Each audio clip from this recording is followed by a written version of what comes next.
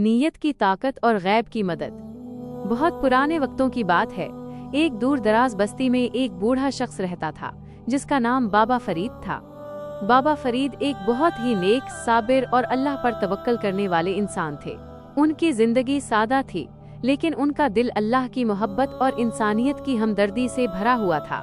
ایک وقت ایسا آیا کہ اس پوری بستی میں شدید قحط پڑ گیا، بارشیں رک گئیں اور فصلیں سوکھ گئیں۔ آہستہ آہستہ لوگوں کے گھروں سے اناج ختم ہونے لگا۔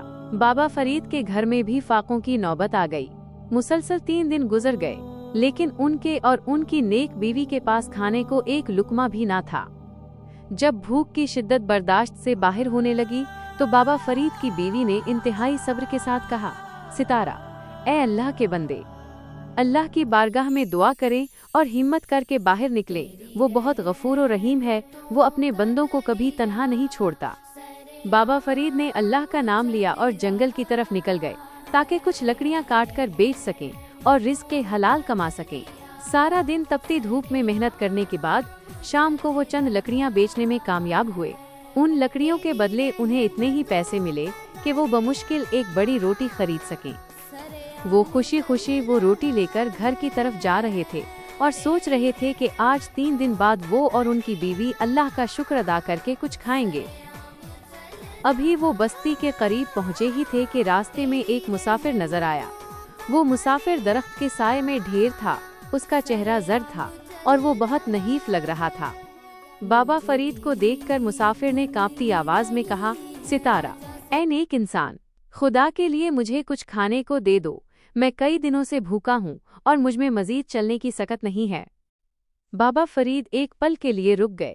ان کے سامنے 2 راستے تھے، ایک طرف ان کی اپنی اور ان کی بیوی کی 3 دن کی بھوک تھی اور دوسری طرف اس اجنبی مسافر کی بے بسی۔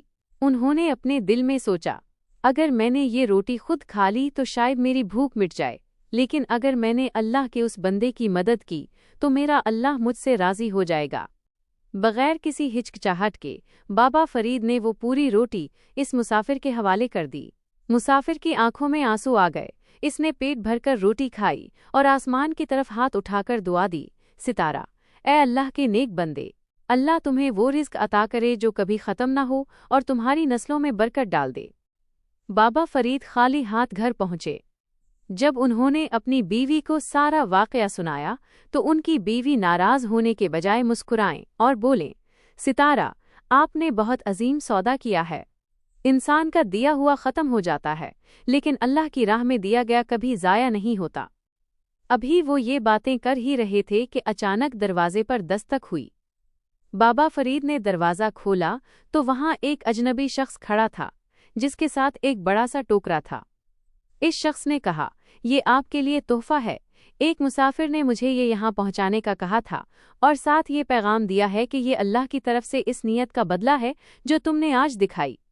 جب ٹوکرا کھولا گیا تو وہ بہترین کھانوں، تازہ پھلوں اور کچھ اشرفیوں سے بھرا ہوا تھا۔ بابا فرید اور ان کی بیوی کی آنکھوں میں شکر کے آنسو آ گئے۔